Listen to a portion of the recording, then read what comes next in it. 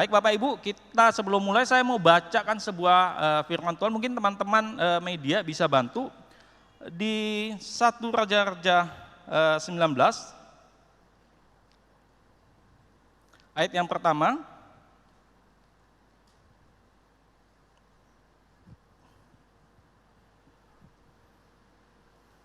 Baca sama-sama Bapak Ibu, karena iman timbul dari mana? Pendengaran akan firman Tuhan. Kita baca sama-sama dengan suara kencang ya.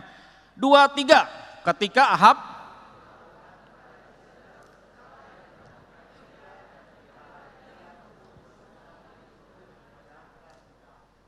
sampai keempat, keduanya, ayat kedua. Maka Izabel menyuruh seorang suruhan mengatakan kepada Elia, menghukum aku, bahkan lebih lagi daripada itu, jika besok kira-kira pada waktu ini, aku tidak membuat nyawamu sama seperti nyawa salah seorang dari mereka itu. Yang ketiga, maka takutlah ia, bangkit dan pergi menyelamatkan nyawanya.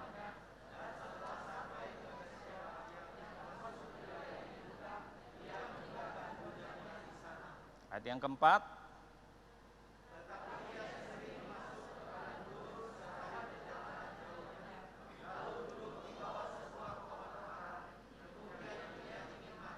katanya, cukuplah itu sekarang ya Tuhan, ambillah, sebab aku ini tidak lebih baik daripada nenek moyangku. Bapak Ibu, kalau kita baca ini, siapa Elia itu? Seorang apa? Nabi. Nabi yang luar biasa. Kalau kita baca sebelumnya, dia telah mengalahkan berapa orang? 450 orang. Udah dikalahkan, udah dibunuh. Tapi karena satu ancaman yang namanya Izabel, kemudian dibilang apa? Dia menjadi takut. Dia takut, akhirnya dibilang sama Tuhan apa? Tuhan, aku mau mati saja.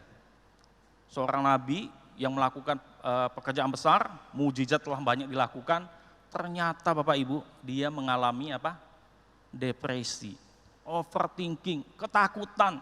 Dia merasa bahwa dia tinggal sendiri, nabi yang akan berhadapan dengan bangsa Israel. Dia kecewa, ternyata Ahab, rajanya itu tidak bertobat ketika 450 Baal itu dibunuh. Nah, pagi ini saya mau sharing tentang satu tema yang namanya pikiran berlebih atau overthinking. Ya, setiap kita saya rasa pernah mengalaminya, namanya overthinking. Bahkan Nabi Elia, nabi besar di Perjanjian Lama, pernah mengalami hal itu. Dia mengalami sebuah ketakutan, dia mengalami patah semangat, dia mengalami kekecewaan, overthinking dia. Bahkan apa dibilang, sampai mau mati rasanya. Dia mengeluh kepada Tuhan, dia bilang, Tuhan, saya nggak lebih baik daripada pendahulu saya nggak lebih baik, saya nggak membuat bangsa Israel ini bertobat. Dia berpikir lebih depresi dan ingin mati saja. Nah, setiap kita bisa mengalami yang namanya overthinking. Apa sih itu overthinking atau pikiran berlebih? Jadi overthinking itu memikirkan secara berulang dan berlebihan, menghabiskan banyak waktu memikirkan hal kadang tidak penting. Kadang apa? Hal yang tidak penting. Sehingga mengganggu kehidupan, kesehatan, mengalami kecemasan, kehilangan kedamaian dalam diri kita. Jadi ada sebuah pikiran yang mengganggu pikiran kita. Akhirnya itu kita pikirkan berulang-ulang, akhirnya membuat kita kehilangan damai sejahtera. Udah hilang damai sejahtera, biasanya jadi apa? Kesehatan kita juga menurun. Udah malas melakukan segala sesuatu. Kayak Elia, dia malas udah. Dia kemudian meninggalkan bujangnya, udah dia pergi ke padang gurun. Dia berteduh di bawah pohon, udahlah Tuhan, aku mau mati Allah katanya. Ya kalau bahasa Pontianak kira-kira begitu ya. Jadi dia mengalami keputusasaan yang luar biasa karena sebuah ancaman, karena sebuah intimidasi dari Izabel ini. Nah, apa sih yang bisa memicu hal-hal yang overthinking atau pikiran berlebih itu? Bisa dipicu dengan hal-hal yang kecil. Hal-hal yang besar juga Atau juga hal-hal masa lalu. Hal-hal sekarang juga bisa, atau kekhawatiran akan masa depan. Itu membuat kita berpikir. Ada orang kalau ketika melewati lampu merah, ketika dia terobos, mau datang ibadah di jam 10, dan dia merasa ketika masuk ke parkiran, dia merasa di belakangnya, dia lihat di mobil belakang ada juga jemaat yang ikut. Wah, dia mulai, aduh, aku nanti gimana ya, siapa yang ngeliat ya, aku tadi nerobos lampu merah, waduh nanti gimana ya kalau jemaat lihat aku ya, waduh pasti aku berdosa nih, nanti aku kalau ibadah, nanti layak gak ya di depan Tuhan ya. Wah, mulai berpikir, hal-hal yang kecil ya, dapat menjadi overthinking, mikirnya nggak tahu kemana-mana. Atau juga bisa hal-hal yang masa lalu, ada satu penyesalan yang belum tuntas, mungkin ingin merawat orang tua, karena mungkin orang tuanya udah meninggal, ada satu penyesalan, kenapa dulu waktu papa ada, mama ada, saya nggak melakukan hal yang terbaik ya. Akhirnya itu menjadi overthinking, dipikirkan terus, penyesalan di masa lalu. Bisa juga hal-hal yang akan depan, yang akan terjadi. Masalah keuangan, wah lagi masa Covid, semua usaha lagi masalah. Ya, perang lagi sekarang kondisi ini. Ya, ngalamin banyak kenaikan. Kita dengar, wah bakalan BBM bakalan naik lagi, harga-harga kebutuhan pokok semuanya naik-naik lagi. Udah mulai mikir nih, ini gimana nih? Sekolah anak-anak gimana nih? Ya, tiap tahun ada makin nambah, nah gaji nambahnya nggak ngikut. Ada juga minus. Udah mikirkan gimana nanti kalau anak sekolah gimana nih? Yang bontot nih mau sekolah lagi, yang gede nanti mau kuliah butuh biaya banyak. Itu gimana lagi nih? Wah, mulai overthinking, pikirannya berlebih. Akhirnya malas melakukan segala sesuatu, berkecambuk dalam pikiran. Atau juga masalah kesehatan. Banyak hal yang bisa mengganggu, memicu kita untuk overthinking. Ya, setiap kita pernah mengalami. Nah, kalau saya cerita Bapak Ibu, waktu kita Paskah kemarin, mungkin banyak yang nggak tahu bahwa sekitar 10 hari sebelum hari H, itu kita ada satu surat yang belum dapat rekomendasi, belum keluar, yaitu surat rekomendasi dari Satgas Covid. Jujur Bapak Ibu, saya sebagai ketua waktu itu karena harinya sudah sangat mepet sekali, pilihannya kita udah siapkan plan B ya. Jadi Bapak Ibu, saya begitu stresnya di 2 hari itu. Karena apa? Kejadian ini kita bakalan buat KKR. Saya tuh udah mikir nih, kalau buat KKR terus tiba-tiba Satpol PP datang, terus kemudian dibubarkan gimana ya gitu ya. Iya kan? Ini katanya gereja nih. Nah, saya mulai mikir nih, kita katanya gereja, kasih contoh lah kok gereja buat KKR nggak ada izin-izinnya, nggak lengkap gitu. Wah, saya begitu stresnya karena 2 hari itu 1 minggu kemudian, 1 minggu sekitar 10 hari mesti udah ada keputusan. Kita udah mesti siapin tempat, mesti DP, vendor panggung, segala macam udah mesti disiapin. Lah, yang lain di sini semua teman-teman udah latihan segala macam. Lah, kalau sampai batal itu gimana gitu loh ya. Belum lagi kalau misalnya kita nekat, udah kita nekat aja lah. Pokoknya percaya Tuhan, Allah beserta kita. Nekat sih nekat juga Bapak Ibu ya. Iman sih iman juga ya. Kalau ditangkap sama Satpol PP gimana gitu kan. Nanti kemudian Bapak Ibu akan melihat saya di Pontianak Pos. Ya. Kemudian dengan foto seperti ini. Megang jeruji besi gitu kan. Kemudian akan ada pengumuman, info mimbar. Dibutuhkan dukungan doa, dana dan daya. Nasi Padang selama 60 hari, ya kan. Obat nyamuk, sabun, odol untuk saudara kita yang sedang ditahan di Poltabes. Ya kan Bapak Ibu kan. Jadi begitu mencekam gitu loh. Saya merasa satu ketakutan juga, khawatir juga. Itu 2 hari itu saya nggak bisa ngapa-ngapain. Hanya di kamar lemes. Mau ngapain lagi gitu loh. Hanya bisa berdoa kepada Tuhan. Nah, kalau pikiran berlebih itu datang, apa sih yang mesti kita lakukan Bapak Ibu? Nah, yang pertama yang mesti kita lakukan adalah berdiam diri. Saya mau bacakan ayatnya, kita baca sama-sama, ada di slide.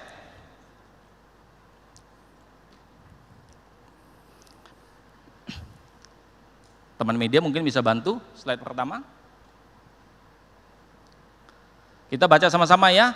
Ketika pikiran berlebih itu datang, overthinking itu datang, apa yang mesti kita lakukan? Yang pertama, kita mesti apa? Berdiam diri. Nah, kita mau baca sama-sama. 2, 3. Sebab beginilah firman Tuhan, Allah yang Maha Kudus, Allah Israel, dengan bertobat dan tinggal diam, kamu akan dengan tinggal tenang dan percaya terletak, tetapi kamu enggak. Nah, di Ratapan 3:26 juga bilang begini, adalah baik menanti dengan diam pertolongan Tuhan. Bapak Ibu, kalau pikiran berlebih itu mulai datang, udah kemudian itu semakin bergulung-gulung gitu ya, seperti benang kusut, hal yang pertama yang mesti kita lakukan adalah berdiam diri. Enggak perlu ngapa-ngapain, tenang aja, katakan kepada pikiran kita, kepada jiwa kita, kepada hidup kita, sang tenang, sang diam, sang berdoa. Asang kamu punya masalah, tetap tenang. Tuhan berserta dengan engkau. Kita perlu mendiamkan pikiran kita, Bapak Ibu. Kita perlu menenangkan jiwa kita. Kenapa? Kalau pikiran kita lagi masalah, lagi mumet, biasanya keputusan-keputusannya keputusan emosi, emosi sesaat.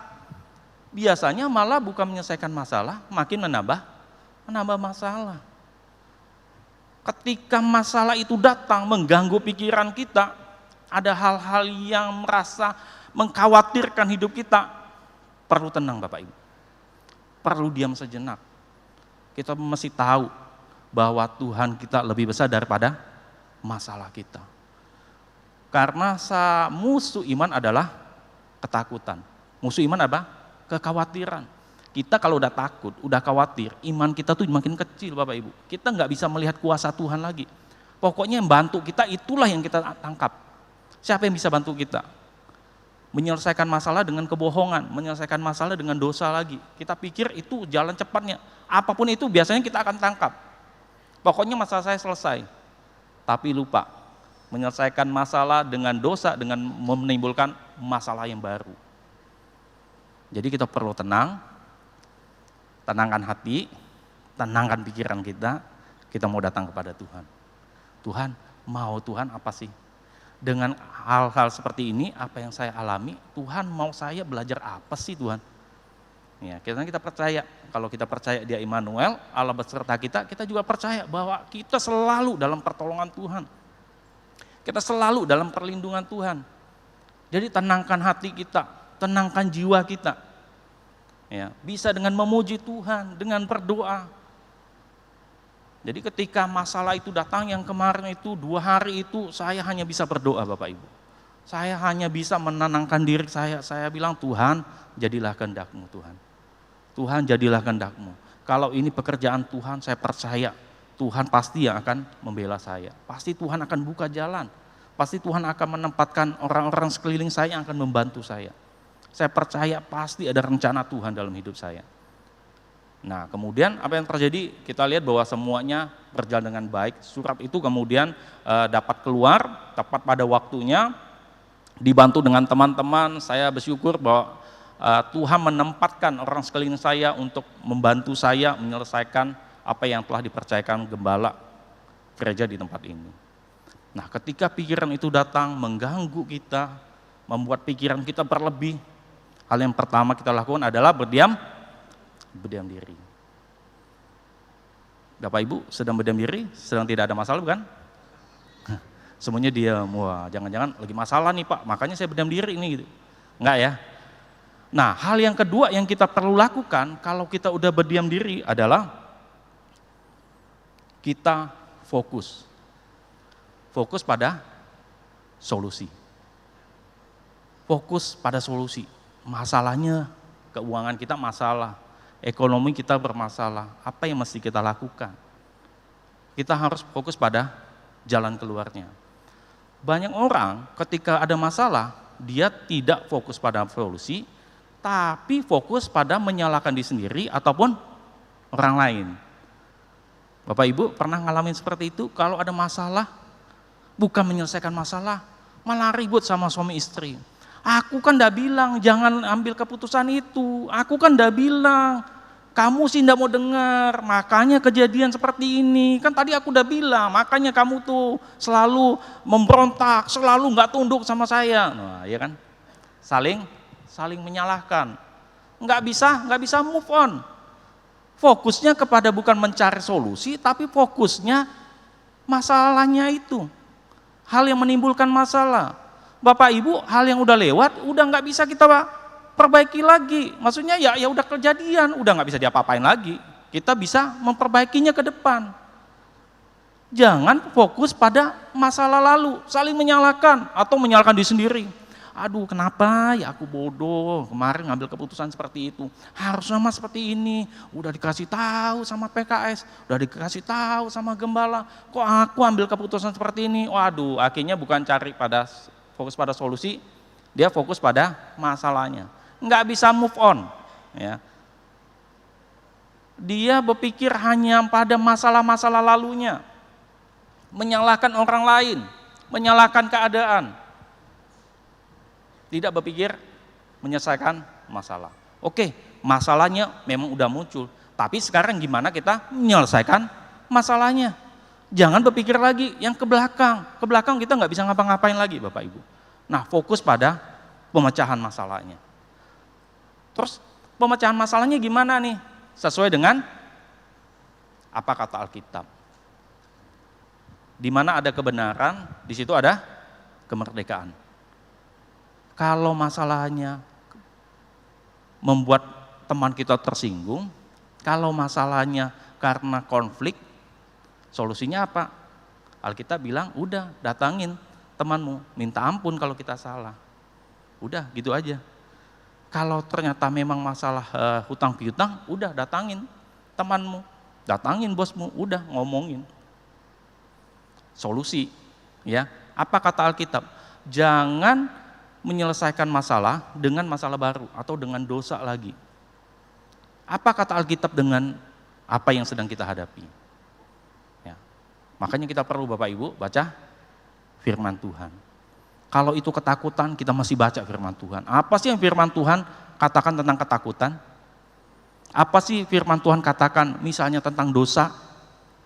Dosa apa nih misalnya? Dosa seksual, dosa berzina, alkohol, yang lain-lain segalanya. Apa yang Tuhan katakan?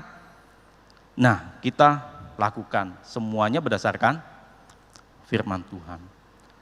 Nah, kalau yang pertama ketika masalah itu datang, hal-hal itu mengganggu pikiran kita, yang pertama kita perlu tenang, perlu berdiam diri. Kedua, kita mesti fokus menyelesaikan masalah yang sedang kita hadapi.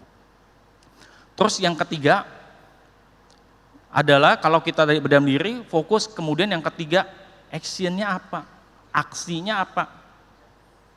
Kalau tadi, kalau hanya fokus, hanya ada di otak kita, pikiran kita. Bayangkan, oh nanti saya ketika ada masalah saya mesti begini nih, saya mesti ketemu sama orangnya, saya minta maaf.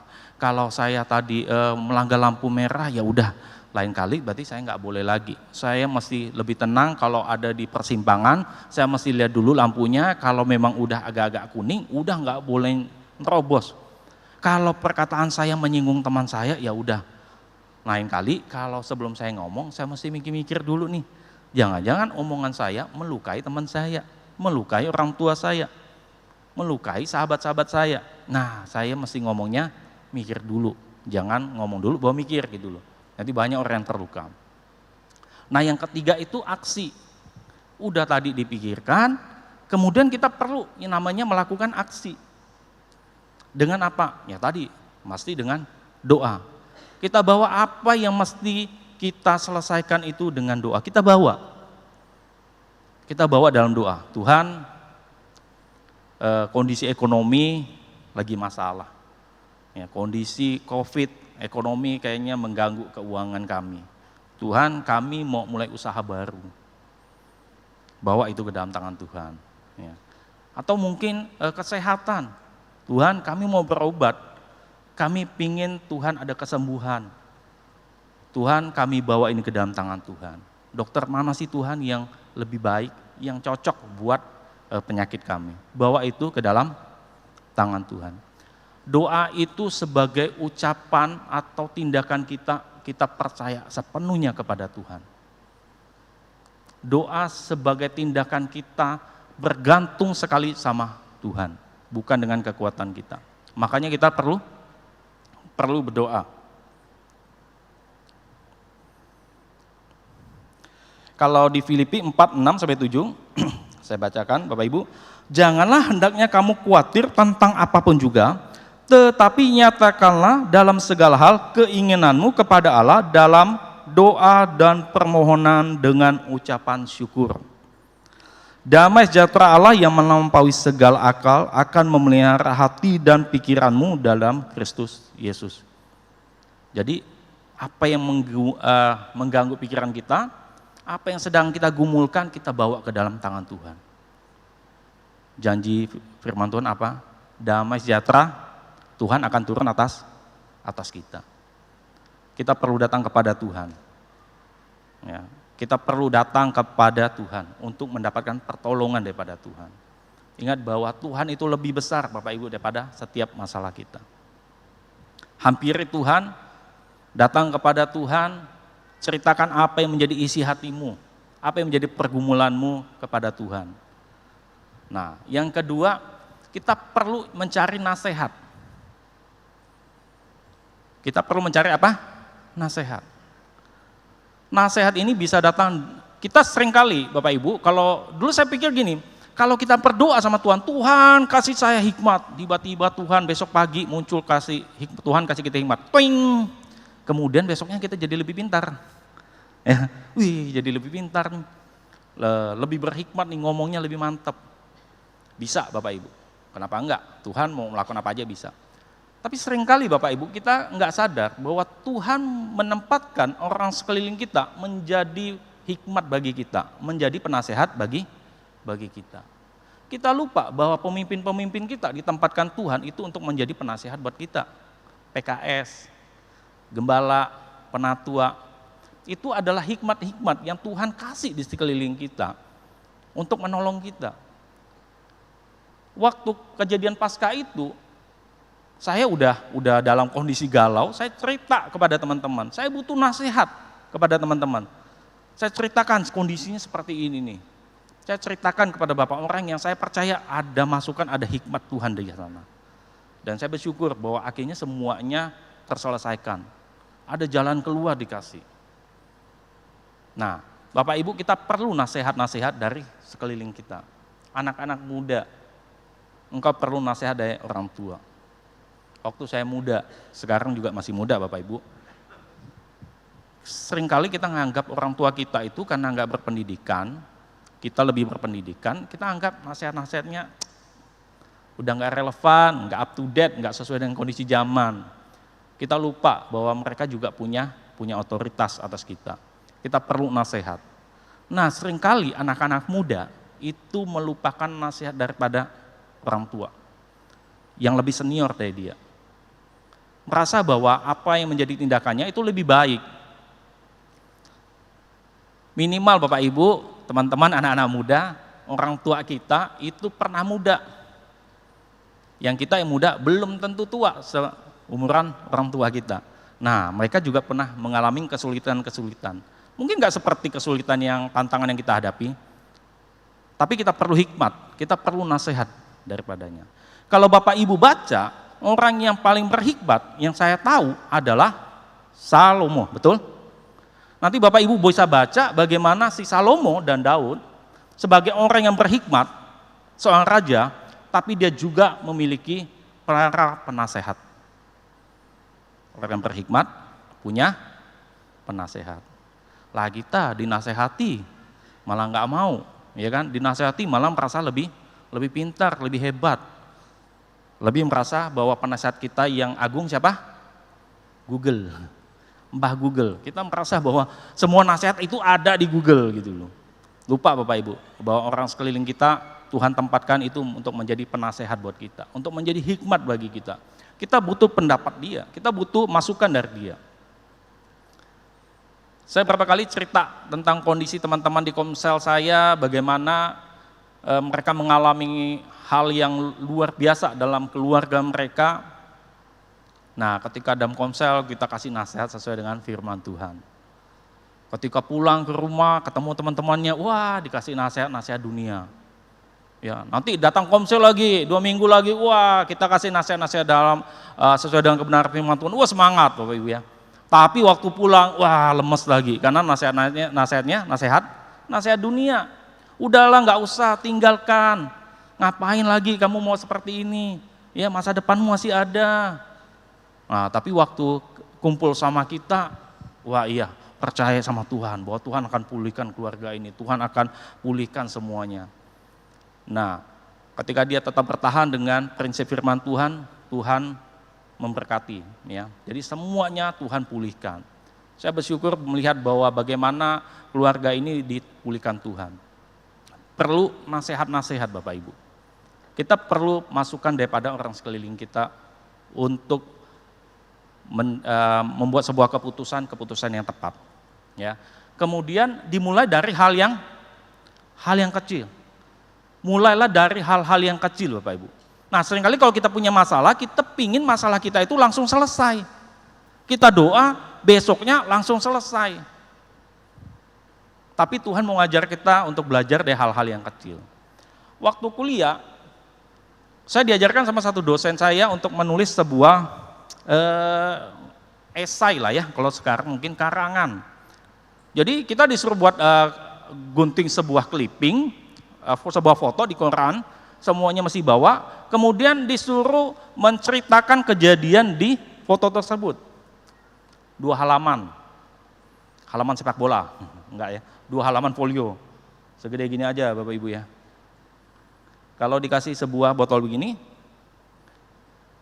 Bapak Ibu bisa menjelaskan dengan 2 halaman minimal botol ini?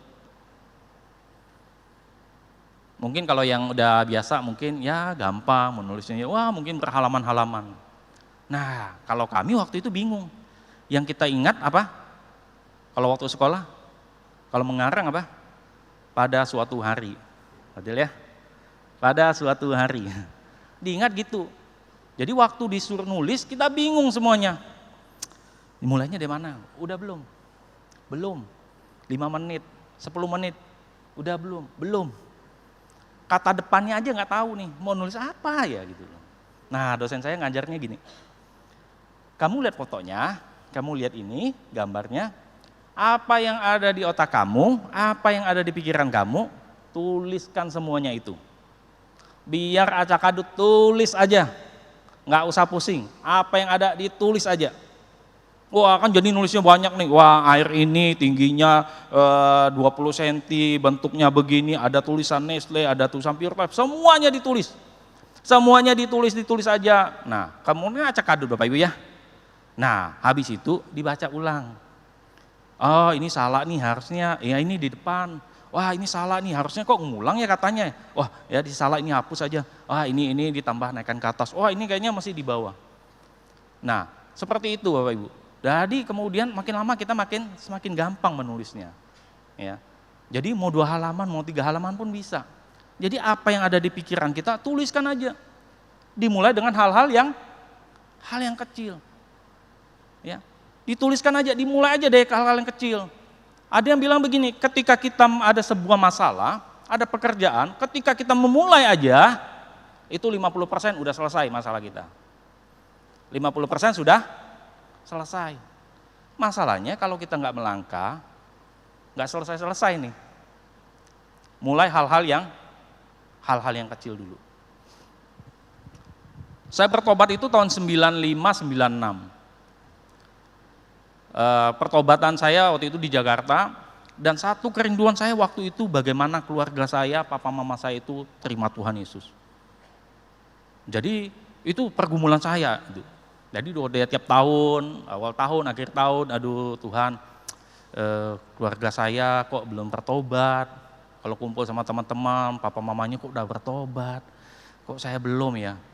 Ini PKS, pandai ngomong doang di depan. Ini ya kan keluarga kok pada belum kenal Tuhan. Itu sebuah pergumulan bagi saya. Itu setiap tahun itu menjadi pikiran saya terus Bapak Ibu. Nggak tahu kenapa, saya kalau ketemu orang tua saya, keluarga saya, mau ngomong Yesus itu rasanya nyangkutnya di sini. Bapak Ibu pernah ngalamin? Mau menginjil itu nyangkutnya di sini. Kalau sama orang lain kayaknya gampang, tapi kalau sama orang rumah, aduh susahnya gitu. Mau ngomong, nggak jadi lagi, udahlah Tuhan beri kekuatan. Besok kalau ketemu lagi, nggak jadi lagi lah gitu. Ya, kita mengharapkan Tuhan, besok Tuhan kirimkan penginjil datang ke rumah Tuhan. Satu keluarga diselamatkan, ya kan. Wah, kita maunya malaikat Tuhan aja yang menginjil. Lah, kita barengan aja di rumah gitu kan. Kita ngopi-ngopi aja biar malaikat Tuhan aja yang bekerja. Maunya seperti itu Bapak Ibu ya. Jadi ada sebuah pergumulan dalam hidup saya bertahun-tahun bagaimana orang tua saya bisa mengenal Tuhan. Ada sebuah juga ketakutan, ada rasa malu juga ngomong tentang Yesus. Nggak tahu berkecambuk lah gitu lah. Saya nggak berani ngomong gitu, rasanya gimana ya gitu ya. Tapi saya mikir, Tuhan kalau saya nggak ngomong tentang Yesus, hanya karena rasa malu saya, rasa enggan saya, tidak membawa kebaikan ke orang tua saya, karena rasa malu saya kemudian membiarkan orang tua saya pergi dan saya nggak tahu kemana. Bapak Ibu ngerti ya? Kita membiarkan orang tua kita, karena kita nggak mau menginjil, memberikan kabar baik, kita membiarkan orang yang kita kasihi itu pergi dan kita tahu tujuannya adalah kebinasaan.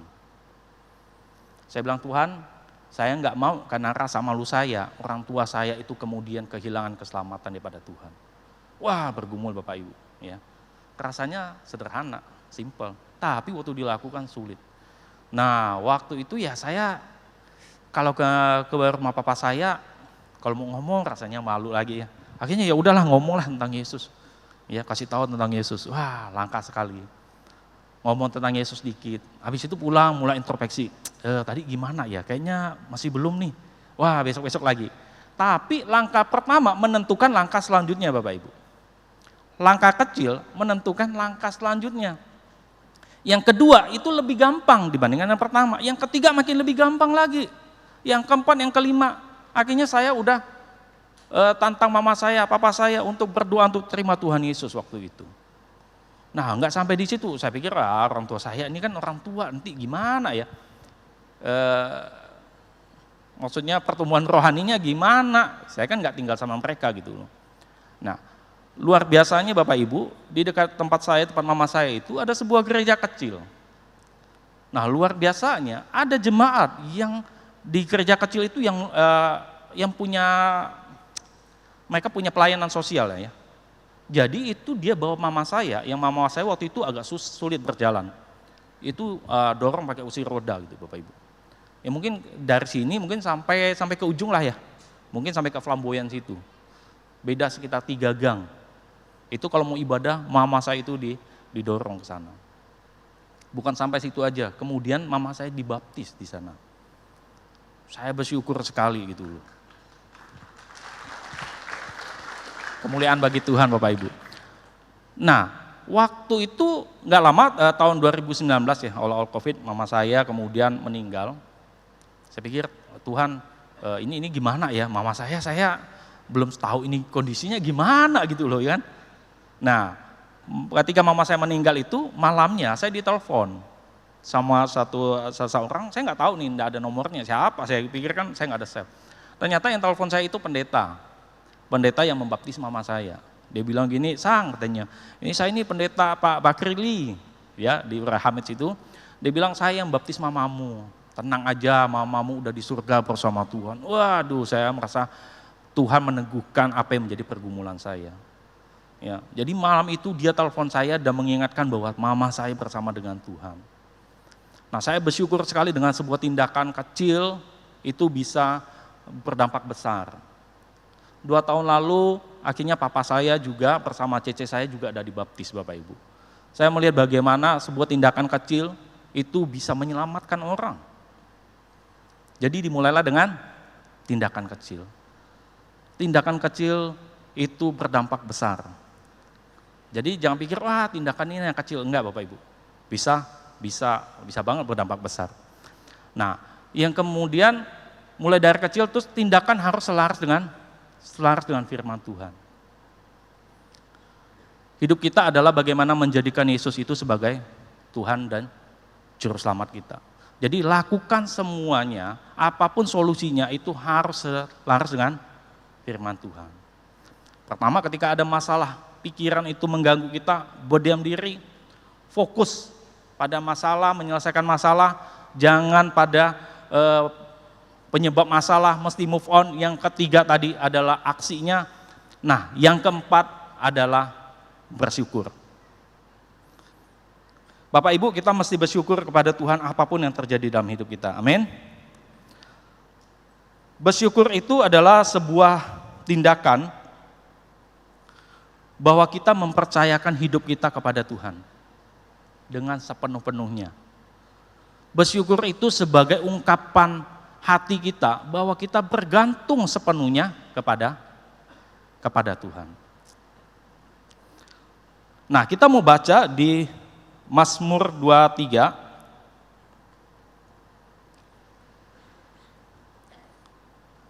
Mazmur 23, mungkin media bisa bantu tampilkan. Ini yang sering kali kita baca Bapak Ibu ya. Pasti semuanya udah tahu. Mazmur 23. Kalau nggak ada, kita baca sama-sama aja Bapak Ibu. Semua bawa Alkitab ya.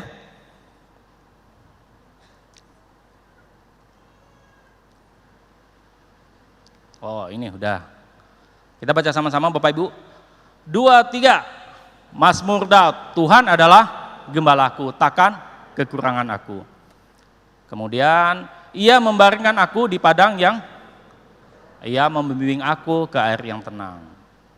Kemudian yang ketiga, ia menyegarkan jiwaku, ia menuntun aku di jalan yang benar dan oleh karena namanya. Sekalipun aku berjalan, aku tidak, sebab engkau, gadamu dan tongkatmu, itulah yang menghibur aku. Oke, sampai sini aja Pak Ibu. Hal yang keempat, ketika ada masalah, pikiran itu mengganggu kita perlu namanya bersyukur. Syukur adalah ungkapan hati kita, ungkapan kita percaya sepenuhnya kepada Allah. Ungkapan bahwa kita bergantung sepenuhnya kepada Tuhan. Mazmur 23 ditulis sama Daud, dia menggambarkan bagaimana kita ini seperti domba yang dibawa kepada padang rumput yang hijau dan air yang, wah kalau baca ini Bapak Ibu gimana rasanya? Wah tenang, bahagia ya. Tuhan itu gembalaku, takkan kekurangan aku, ia membawa aku kepada rumput yang hijau, membaringkan aku dekat air yang tenang. Wah kayaknya menyenangkan sekali. Pada ayat selanjutnya dibilang apa? Dia apa? Sekalipun aku melewati lembah kekelaman. Aku takut bahaya, aku tidak takut. Karena tongkatmu dan gadamu itulah menghibur aku. Kekristenan kita tidak selalu ngomong tentang kesuksesan Bapak Ibu. Kekristenan kita tidak selalu mengomong tentang Bapak harta yang kita bawa, Bapak harta yang Tuhan kasih. Saya agak khawatir kalau kita berpikir bahwa ketika kita ikut Tuhan kita akan sukses. Saya agak khawatir kalau kita akan kecewa sama Tuhan. Kekristenan tidak hanya ngomong tentang uang, Bapak banyak harta yang kita miliki. Bapak Ibu bisa cek orang terkaya di dunia, apakah mereka orang yang percaya kepada Tuhan apa enggak. Kalau ukuran kesuksesan itu adalah uang, kalau kesuksesan itu adalah harta yang kita miliki, kita mungkin akan kecewa kepada Tuhan. Karena ternyata, faktanya, kadang kita tidak lebih baik daripada orang di sekeliling kita. Betul Bapak Ibu? Kalau hanya kesuksesan itu menjadi alat ukur kita bahwa kita diberkati Tuhan, kita akan kecewa Bapak Ibu. Di Mazmur 23 di depannya memang menggambarkan bagaimana Tuhan memimpin kita di padang rumput yang hijau. Tapi di ayat 4-nya diajarkan bagaimana sekalipun kita melewati lembah kekelaman, gadamu dan tongkatmu itu yang menghibur aku. Jadi kalau di zaman dulu si gembala itu dikasih 2 alat, tongkat dan gada. Tongkat itu biasanya dia kayak pemukul bisbol, kecil di bawah, seperti ini dia ke ujungnya makin besar. Biasanya dari besi. Fungsinya apa sih? Ini untuk menghalau musuh, menghalau kalau misalnya ada binatang buas. Jadi di bawahnya Gada, bukan seluruh Bapak Ibu ya. Bawahnya gada, bukan samurai juga, bukan. Bawahnya gada. Nah kemudian satu lagi ada namanya tongkat. Tongkat itu dia bentuknya seperti tanda tanya. Kayak gagang payung ya. Jadi tongkat ini fungsinya untuk membawa si domba-domba itu ke jalur yang benar. Kalau udah melenceng, udah mulai dipukulin nih pantat ini supaya dia masuk ke jalurnya. Nah, yang melengkung itu digunakan si gembala kalau domba-dombanya keprosok. Karena kalau di Timur Tengah itu kan berbatuan. Jadi kalau dombanya udah masuk, udah nyangkut, itu dipakai tongkatnya itu ditarik. Bapak Ibu, ditarik supaya naik ke atas. Itulah gambaran bagaimana Tuhan menjaga kita. Tongkat itu ngomong kuasa, ngomong power Tuhan. Kuasa Tuhan dalam hidup kita. Tongkat itu ngomong tentang apa? Tentang pengembalaan Tuhan atas hidup kita. Tentang perlindungan Tuhan atas hidup kita. Jadi ketika kita hidup mengandalkan Tuhan, Bapak Ibu, bukan hanya ketika sukses aja kita bisa bersyukur kepada Tuhan. Ketika dalam masalah pun kita bersyukur kepada Tuhan. Ketika dalam masalah pun kita tetap bersyukur kepada Tuhan. Kita dikasih kesuksesan, kita dikasih berkat, dikasih kekayaan, dikasih kesehatan. Tujuannya apa Bapak Ibu? Untuk kita dekat sama Tuhan. Kita punya masalah, punya penyakit, sakit penyakit, punya pergumulan, tujuannya juga sama. Untuk kita dekat sama Tuhan. Jadi Bapak Ibu, kalau sekarang kondisi kita tidak lebih baik daripada sekeliling kita, tetangga kita, jangan berpikir kita sedang dihukum. Ya kalau dosa bertobat ya Bapak Ibu ya. Kalau Bapak Ibu merasa bahwa enggak, aku udah baik. Maksudnya ya udah, saya udah baca firman Tuhan, saya udah melakukan apa yang menjadi kebenaran firman Tuhan. Tapi kok aku masih ngalamin masalah. Jangan kemudian mencari masalah Bapak Ibu ya. Bukan berarti kalau Bapak Ibu, kalau setiap kita punya masalah, kemudian karena murtad. Kamu sih nggak bayar perpuluhan, makanya kamu tuh dapat pencobaan seperti ini, karena kamu kualat sih ya. Seperti itu Bapak Ibu ya. Kisah Ayub itu menceritakan, kisah Ayub yang di Alkitab ya, menceritakan bagaimana orang yang saleh, tapi banyak berkat, banyak masalahnya Bapak Ibu ya. Kalau kita baca Ayub itu, orang yang saleh, tapi bagaimana hidup dia itu nggak habis-habisnya. Masalah satu belum selesai, anaknya dibilang satu meninggal. Ya, belum selesai ngomong, satu lagi datang pembantunya bilang anakmu yang kedua ada meninggal. Bapak Ibu, kalau kita hidup di zaman itu kita bilang apa ke Ayub? Mungkin kita akan bilang sama seperti teman-temannya, kamu si kualat, kamu si tak percaya Tuhan, makanya perpuluhan tuh ingat. Ya, ngomongnya uang terus gitu Bapak Ibu ya. Kita merasa kalau kita ada masalah, kita pikir bahwa itu adalah hukuman dari Tuhan. Bisa jadi. Tapi tidak semua. Apa yang kita alami itu adalah hukuman dari Tuhan. Ayub menjadi salah satu contohnya. Ayub diizinkan untuk dia naik kelas. Yang ujung-ujungnya dia percaya kepada Tuhan. Ujung-ujungnya dia bersyukur kepada Tuhan.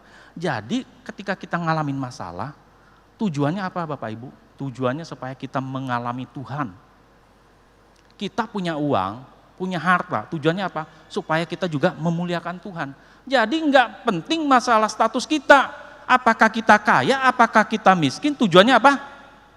Kita mengalami Tuhan. Tujuannya itu Bapak Ibu.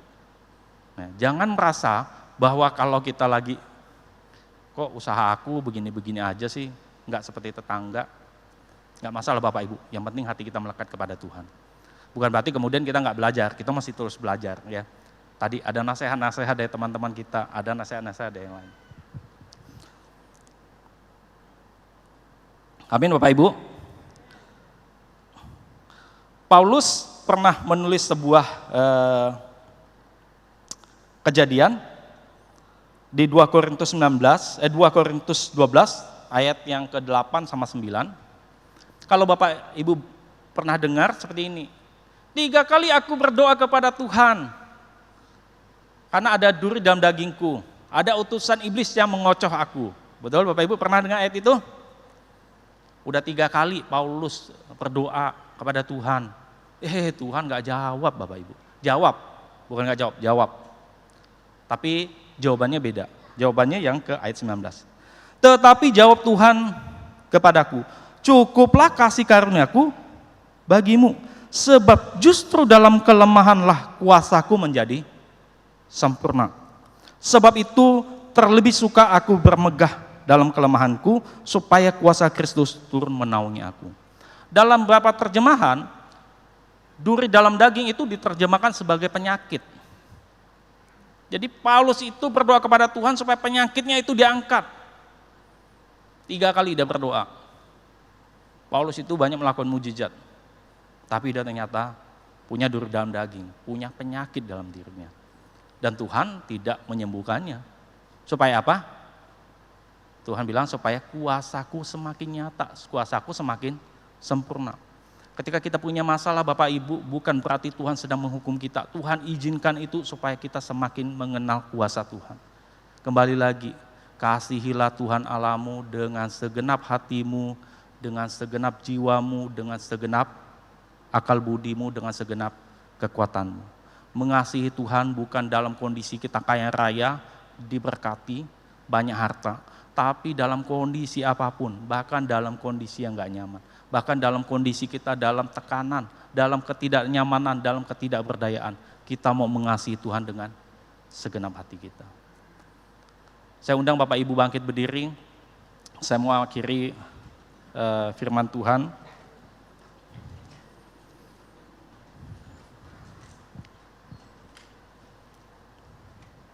Kita mau datang kepada Tuhan. Saya nggak tahu apa yang sedang Bapak Ibu gumulkan pagi ini, siang ini, atau mungkin udah lama dipergumulkan. Apakah itu masalah keuangan, sakit penyakit, ada kekhawatiran, atau masalah apa nih yang di depan. Tapi satu hal yang saya mau ingatkan kepada Bapak Ibu, kasihilah Tuhan Allahmu dengan segenap hatimu, dengan segenap jiwamu, dengan segenap akal budimu, dengan segenap kekuatanmu. Apapun kondisi kita punya sebuah keputusan untuk memilih. Apakah kita mau mempercayakan hidup kita kepada Tuhan, atau membiarkan kita hidup dalam masalah-masalah kita selanjutnya. Kita mau angkat pujian ini.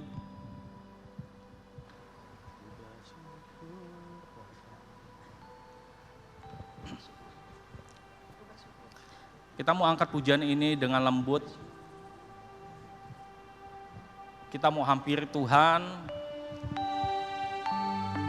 Kalau hari ini Bapak Ibu mengalami sebuah pergumulan yang berat, mungkin udah berdoa dan Tuhan nggak tahu lagi nih mesti gimana lagi, mesti cari nasihat kemana nih, mesti cari siapa lagi nih. Pikiran ini mengganggu Bapak Ibu. Bapak Ibu, saya mungkin nggak bisa kasih solusi. PKS Bapak Ibu mungkin nggak bisa kasih solusi. Babe mungkin juga nggak bisa kasih solusi, tapi yang kita tahu bahwa Tuhan kita punya solusi buat semua masalah kita. Amin. Kita mau datang kepada Dia siang ini. Kita bawa semua apa yang menjadi pergumulan kita, apa yang mengganggu pikiran kita selama ini. Biar siang ini kita terbebaskan. Biar siang ini ada sebuah kemerdekaan. Karena kita percaya bahwa Dia ada di tengah-tengah kita. Dia akan memberikan kekuatan, memberikan pencerahan kepada setiap kita. Kita mau angkat pujian ini dengan lembut. Kita mau datang kepada Dia. Banyak yang Kau perbuat di dalam hidupku.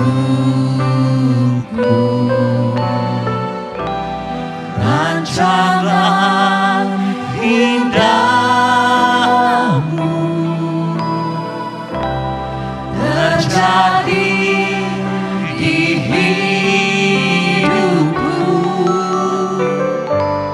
Bapa yang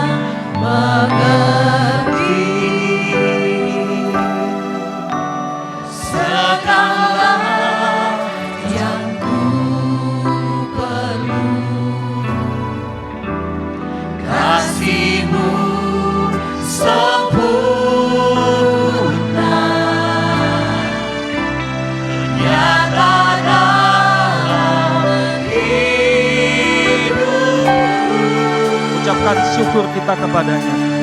Bersyukur Bapa, ku bersyukur Tuhan,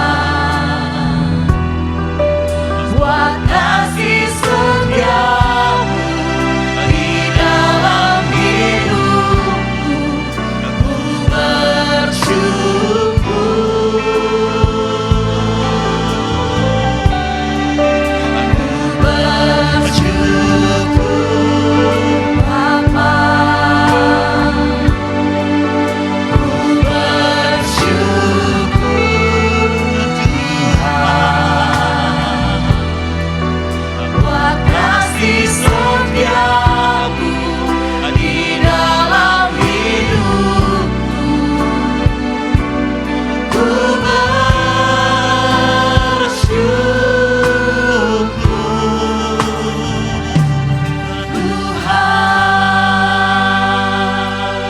Bapa, kami bersyukur Tuhan buat siang ini.